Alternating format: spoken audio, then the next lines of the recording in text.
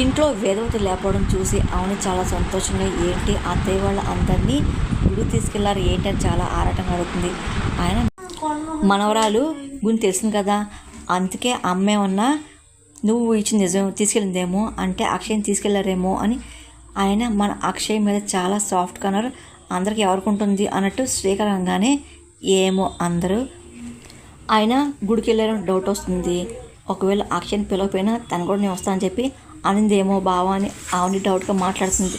సరే కాసేపు చూద్దాము, అప్పుడు ఫోన్ చేద్దాంలే ఆవుని అనగానే ఆయన మన సంతోషాన్ని అందరూ చెప్తాను అనుకున్నాము కానీ ఇలా అవుతుంది అనుకోలేదు. శ్రీకర్ అనగానే ఏమైంది మనం చెప్పబోయే నిజం మనం చూడడానికి సంతోషం కాసేపట్లో బయటపడుతుంది అంతేగా, అంత మించి ఏమైందిలే. ఆ సంతోషం మనం చూడొచ్చులేని ఆవుని ఇంకా చాలా సంతోషపడుతుంది. ఎప్పుడప్పుడు వేద వసంతాలు అందరూ ఇంటికి వస్తారా అని చెప్పి చూస్తూ ఉంటుంది. అనుకున్న విధంగా హాస్పిటల్ రాధాకృష్ణ తీసుకొస్తూ ఉంటారు. అయినా కాసేపట్లో ప్రమాదం తప్పింది, లేకపోతే ఎంత బాధపడి చెప్పి రాధ అంటూ ఉంటారు. ఆయన దీనికి కారణం అంతా అక్షయ్ కథ పెద్దంకలు జరగడం చెప్పి శౌర్య అంటూ ఉంటుంది. కానీ దాన్ని వదలకూడదని చెప్పి చాలా కోపం మాట్లాడుతుంది. అక్షయ్ ఎంత తప్పులని చెప్పి నేను మొమ్మాట నమ్ముతానని చెప్పి పెద్ద నమ్ము చెప్తూ ఉంటాడు. ఏదో జరిగింది మన కంటికి కనపడింది జరిగింది, దయ్యం చూస్తే కదా మనం చూడపోయినని చెప్పి పెద్దరాజు అంటూ ఉంటాడు. అక్షయ్ తప్పు అని చెప్పి నేను ముందు అనుకున్నా, అది మందు వల్లే కదా ఇలా మన తమ్ముడు జరిగింది అని వసంత అనగానే మందుకు అది విషం ఇచ్చింది అని శౌర్యంగానే ఆయన ఎప్పుడు విషప్రయోగం చేసేది కృష్ణ నిహారికలేగా అని పెద్దగానే పద్దాకి ఎప్పుడు మా అమ్మ నాన్న ఎందుకు తప్పడని చెప్పి శౌర్య అడుగుతుంది. వాళ్ళు బుద్ధులాంటివి మాయ గారు, మీరు అక్షయ విషయంలో తొందరపడి నాన్న మాటలని చెప్పి అన్నది నాకు అనిపిస్తుంది. అభిప్రాయానికి మీ మనసులో నొచ్చుకుంటే నేనేం చేయలేను, నేనైతే కరెక్ట్గా మాట్లాడతాను పెద్దగానే ఆయన తమ్ముడికి ఏం జల్లకడ సరిపోయింది లేకపోతే ఏంటి పరిస్థితి అని వసంత అనగానే ఆయన అక్షయ అనసరి నమ్మాము. అయినా అప్పుడంటే నాకు కడుపు నొప్పి వచ్చింది కాబట్టి మంచిని చెప్పి నమ్మాము. ఇంకోసారి అసలు ఇంత ప్రమాదం తీసుకొని చెప్పి అనుకోని చెప్పి రాధ బాధపడుతూ ఇంత దారుణం చేస్తుందా నేను అనుకోని చెప్పి రాధ అన్న మాటలకి మీరు ఎన్నైనా అనుకోండి మన ఇంట్లో దారుణం చేయగల సమస్యలు తెచ్చేది కృష్ణ నిహారికలే, మన కళ్ళ కప్పి ఏడకో వెళ్ళారు చూడండి అని పెద్దరాజు అనగానే అయినా వాళ్ళకి ఏదో పనుండి వెళ్ళారు, నువ్వు ప్రతి విషయంలో అనుమానించుకు వెళ్ళారు కా అని శౌర్య అనగానే ఆయన అక్షయ్ని ఇంట్లో పంపించి వంశాలు చెప్పి విన్నారా, అసలు ప్రతిసారి ఏదోలాగా ఆపేవారు రాధాకృష్ణ అనగానే ఆయన చిన్న చిన్న పొరపాట్లు అయితే క్షమిస్తాను కానీ నా బిడ్డ ప్రాణం బలి తీసుకుంటే నేను ఊరుకుంటాను ఏంటి, నేను క్షమించను. ఇంకా జీవితంలో మన ఇంటి గేటు కూడా దాటకుండా బయటికి గెంటేస్తా. ఈసారి ఆవుని అడ్డుపడిన సాక్షాత్ అమ్మవారు అడ్డుపడిన ఊరుకోను, అమ్మవారిని కూడా మాట విన్ను సరేనా అని చెప్పి పెద్దగానే ఏంటి అమ్మవారి తల్లిని సాక్షాత్ మీరు బయట పంపించేస్తా అంటున్నారు ఏంటని పెద్దది కానీ అసలు నువ్వేం మాట్లాడుతున్నావు చూద్దాం ఏం జరుగుతుందో నా మనసు చెప్పేసి నేను చాలా ఎదురు చూస్తున్నాను. అక్షయ్ చేసిన పనికి ఇంట్లో అందరూ చాలా భయపడ్డారు కదా, చాలదా ఏంటి శిక్ష పడాలి పదండి వెళ్దాం చెప్పి వేద చాలా కోపంగా అంటూ పెద్దరాజుతో సహా ఇంకా అందరు ఇంటికి బయలుదేరుతూ ఉంటారు. రాధాకృష్ణ దగ్గర నుండి ప్రాధాన్యత కారెక్కిస్తుంటారు, ఇంటికి వస్తూ ఉంటారు. అక్షయ్ ఇంకా చాలా బాధపడుతూ ఇంట్లో ఉండి తన బ్యాగ్ తీసుకొని ఇంకా బయలుదేరుతుంది. అప్పుడే కృష్ణ నిహారిక బయటకు వెళ్తుంటారు. కృష్ణ చాలా టెన్షన్ పడుతూ ఉంటారు. నిహారిక చాలా ఆవేశంగా కార్ డ్రైవ్ చేస్తూ ఉంటుంది. నేను సిటీ నుండి బయటకు వెళ్ళాలి, ఏ ఊరిలో అర్థం కావట్లేదు కానీ ఎలాగోలా వెళ్ళిపోవాలి అని చెప్పి అక్షయ్ అనుకుంటుంది. అప్పుడే అక్కడ లారీ డ్రైవర్ ఉంటాడు, అతనికి ఎవరో ఫోన్ చేసినా చెప్పండి. ఓహో సరే అయినా సరుకు దించాం కదా అరంట్లో బయలుదేరుతాము, ఇక నుంచొని టీ తాగుతున్నాం ఓనర్ గారు. సరే ముంబై చేయడానికి ఎంత టైం పడతా అంటారా, అది రాత్రికల్ చేరిపోతాంలేండి సరే ఓనర్ గారు అని చెప్పి ఇంకా బస్ డ్రైవర్ కాల్ చేసి ఇంకా మాట్లాడి ఫోన్ పెట్టేస్తూ ఉంటారు. అదంతా అక్షయ్ వింటూ ఉంటారు. సరే దారిలో కనబడితే మనం ఎక్కించుకుందాము, మనకు దారి పొడుగున ఖర్చులు కావాలి కదా ఆ డబ్బులు వాడుకుందని చెప్పి డ్రైవర్ ఇంకో డ్రైవర్తో మాట్లాడుతుంటే సరే సరే అని చెప్పి అంటూ ఉంటారు. ఇంకా అక్షయ్ ఇదే మంచి టైం అని చెప్పేసి ఇంకా అన్నీ వింటూ ఉంటుంది. చాలా కోపంగా నియర్గా కార్ ఆపేస్తూ ఉంటుంది.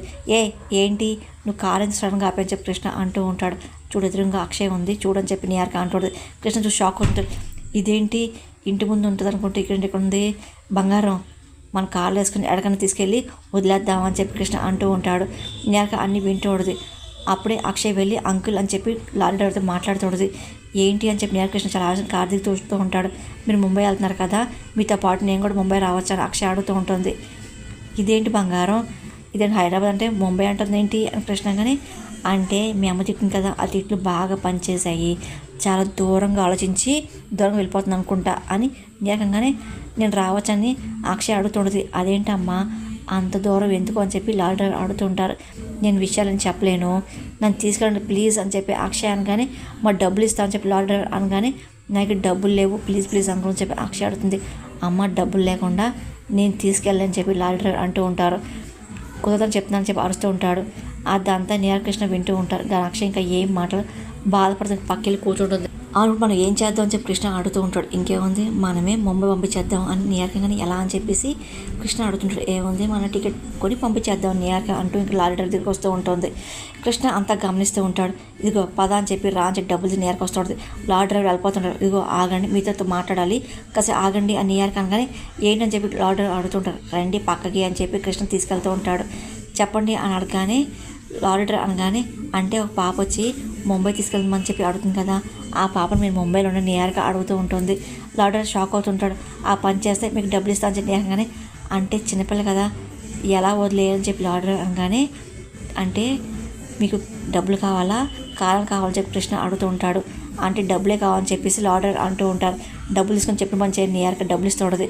ఇదిగో మేము కిరాయి ఇచ్చినట్టు ఆ అమ్మాయికి అసలు ఏం తెలియకూడదు, ఇదిగో ఇంచక్క డబ్బులు వచ్చినాయి కదా పాపను ఎక్కించుకొని ముంబై వెళ్ళిపోవని చెప్పి కృష్ణ అనగానే సరే చెప్పి లారీ డ్రైవర్ చాలా సంతోషంగా డబ్బులు తీసుకొని ఇంకా వస్తూ ఉంటాడు. పాప రామ్మ అని చెప్పి లారీ డ్రైవర్ పిలుస్తుంటాడు. అక్షయ్ మెల్లింగ్ దగ్గరికి వస్తుంది. ఏంటి అంకుని అడుగుతుంది.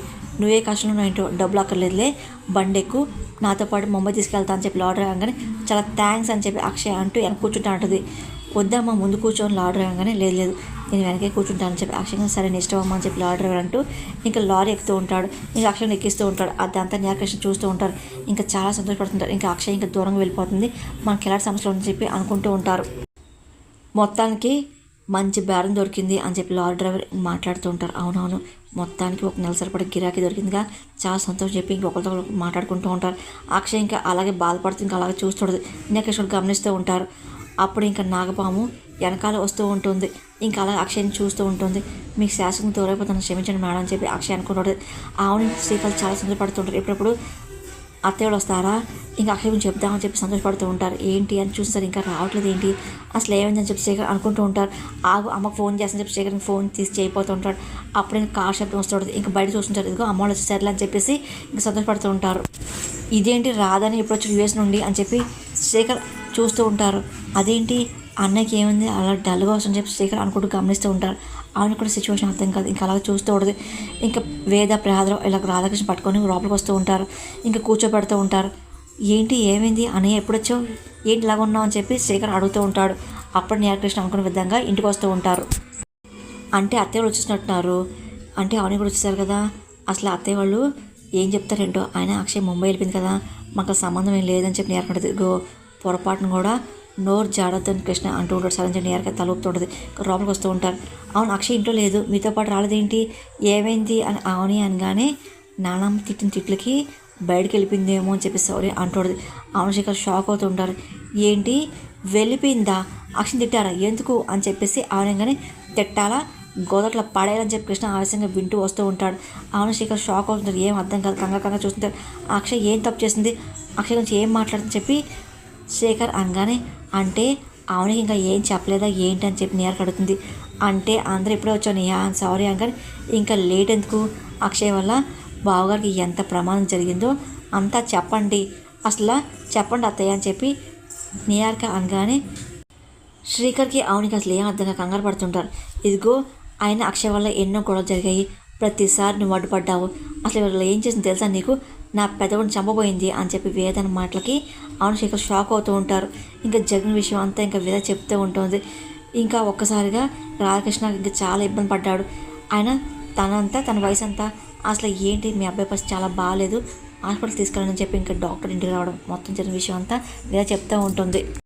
సినిమా అంతా అర్థమైందా అని కృష్ణ అనగానే పావును తెచ్చుకొని ఇంట్లో పెట్టుకుంటే దాని గుణం మారుతుందా ఇంటి నియార్కి అనగానే ఆయన పేడ వదిలేయండి అని చెప్పి సారీ అంటుంది.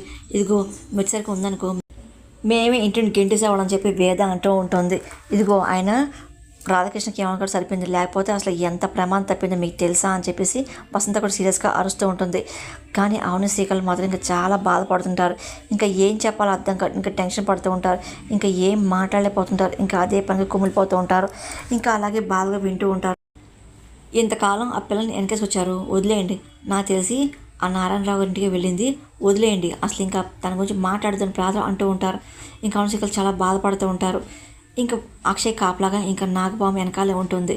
ఇదిగో ఆయన అక్షయ్ ఇంట్లో వెళ్ళిపోతే అనిష్టం పట్టినట్టు అని పెద్ద కానీ అసలు ఏం మాట కానీ అర్థమవుతుందా ఏంటి దాని నీకు మేలు జరిగిందని చెప్పేసి దాన్ని దేవ చేయాల్సిన అవసరం ఏం లేదు. ఇదిగో ఇంటిని పోతే ఎందుకు అరిష్టం, అదే మన కుటుంబ సభ్యుల వారసురాలా ఏంటి అని వేద మాటలకి అవును అక్షయ్ ఇంటి వారసురాలే. అవునే కానీ వేద ప్రధాన షాక్ అవుతుంటారు. నిహారిక కృష్ణ కూడా టెన్షన్ పడిపోతుంటారు. ఏంటి అక్షయ్ వాళ్ళ కూతురు చెప్పి తెలిసిపోయిందా ఏంటి చెప్పి భయంతో చూస్తూ ఉంటారు. ఇంకా ఒక్కసారిగా అవును అక్షయ్ మన కుటుంబ సభ్యులని చెప్పి అవును గట్టిగా అరుస్తూ ఉంటుంది. ఇంకా నిహారిక కృష్ణ టెన్షన్ స్టార్ట్ అవుతుంది. ఇంకా భయంతో చూస్తూ ఉంటారు. ఇంకా వేద ప్రధానకు ఏం అర్థం కాక కంగారు పడుతుంటారు. ఏమంటున్నావు నువ్వు, అక్షయ్ మన ఇంటి వారసాలా, నువ్వు చెప్పేది నిజం అని చెప్పి పెద్ద మాటలు అవును అక్షయ్ ఇంటి రక్తం, అక్షయ్కి అక్షరాల అత్తయ్య జాతకం అని చెప్పి అవుని అంటూ ఉంటుంది. ఇంకా నిహారిక కృష్ణ ఇంకా భయంతో చూస్తూ ఉంటారు. వసంత పెద్ద సంతోషపడుతూ ఉంటారు. ఇంకా చూస్తుంటారు. అక్షయ్ విషయంలో నేను తొందరపడ్డాను అత్తయ్య అని అవును చెప్తూ ఉంటుంది. కానీ వేదాకి ఏం అర్థం కాదు. అసలు అమ్మవారి ముందు ఒక లేఖ పెడితే రకరకాల ప్రశ్నలు వేశారు కదా, వాడి సమాధానం ఎవరో కాదు మన అక్షయ్ అత్తయ్య అని చెప్పి ఇంకా ఆవుని అంటూ ఉంటుంది. వేద ప్రజలకు ఏం అర్థం కాదు. ఆయమని చూస్తూ ఉంటారు. మీ మనలు ఎవరో అసలు మా కూతురు చెప్తా అనుకున్నాం కదా, ఎవరి గురించి కాదత్తయ్య అక్షయ్ గురించే అని చెప్పి మేము గుడికి వెళ్ళి పూజలు చేపించి ఆ శుభవార్త చెప్పని చెప్పేసి మేము వచ్చాము, మీరంతా కలిసి నా బిడ్డను బయట పంపించారని చెప్పి ఆవుని అంటుంది. అప్పుడు కూడా వేద ప్రజలకు ఏం అర్థం కాదు. అలా చూస్తూ ఉంటారు. అక్షయ్ మీద నిందలు వేశారు. అక్షయ్కి అసలు ఎలాంటి తప్పులని చెప్పి నేను నమ్ముతాను చెప్పి పెద్ద మాటలకి నువ్వు నోరు మీ బావ అని చెప్పి రాకేష్ గట్టిగా అరుస్తుంటారు. ఒకసారి అందరూ సైలెంట్ అయిపోతూ ఉంటారు. రాకేష్ చాలా ఆవేశం వస్తుంది. రోజు మాట్లాడడం అక్షయ్ని వెనకేసాడు. తమాషాగా ఉందా ఏంటి అని చెప్పి రాకేష్ అరుస్తూ ఉంటాడు. ఆవుని శ్రీకలకి అర్థంగా చూస్తూ ఉంటారు. అయినా అక్షయ్ ఇచ్చిన కషాయం తాగే కదా నేను హాస్పిటల్ పాలయ్యాను, నీ కళ ముందు జరిగిందిగా నీ కళ్ళని పోయినాయా అని రాధాకృష్ణ మాటలకి చూసే వసంత మీరు తమిళలో మాట్లాడి చెప్పి పెద్ద అంటూ ఉంటాడు. ఈ విషయంలో నీదే తప్పు, నువ్వు నోరు మూసుకుంటావా అని చెప్పి వసంత అరుస్తూ ఉంటుంది. ఇంక పెద్దరాజు ఏం మాడిపోతుంటాడు. అత్తయ్య చూసారా అవును ఎంత సమయస్ఫూర్తితో కథలవుతుందో అని ఏకంగానే ఇదిగో ఏకంగా మన ఇంటి వారసం చేసేందుగా అని కృష్ణ అరుస్తూ ఉంటాడు. ఇంకా అవును శ్రీకలు చాలా బాధపడుతుంటారు.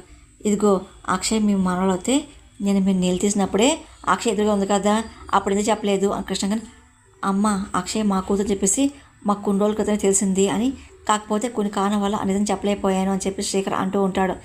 అమ్మ నిజమే ఆయన సిద్ధేశ్వర స్వామి ఇదిగో శివరాత్రి రోజే అక్షయ్ తన కూతురు చెప్పేసి అవునికి చెప్పారమ్మా అని చెప్పి మొత్తం చెప్తూ ఉంటాడు శ్రీకర్. ఇగో మేము చెప్పింది నిజమో కాదు చెప్పి పూజారి నారాయణ అడగండి, మన సిద్ధేశ్వరాన్ని అడగండి అని శ్రీకర్ అంటూ ఉంటాడు. కృష్ణ మళ్ళీ షాక్ అవుతూ ఉంటాడు. నానమ్మ వీళ్ళు చెప్పేదంతా అబద్ధం నమ్మద్దని సౌర్యంగానే మేము చెప్పేది నిజం అని చెప్పి కావాలంటే అమ్మవారి మీద మేము ఒట్టేస్తాం అత్తయ్య అని చెప్పి అవునని మాటలకి ఒక్కసారిగా వేద ప్రసాదం కంగారు పడుతుంటారు. ఇంకా చూస్తూ ఉంటారు. కృష్ణ మాత్రం పదే టెన్షన్ పడిపోతుంటారు.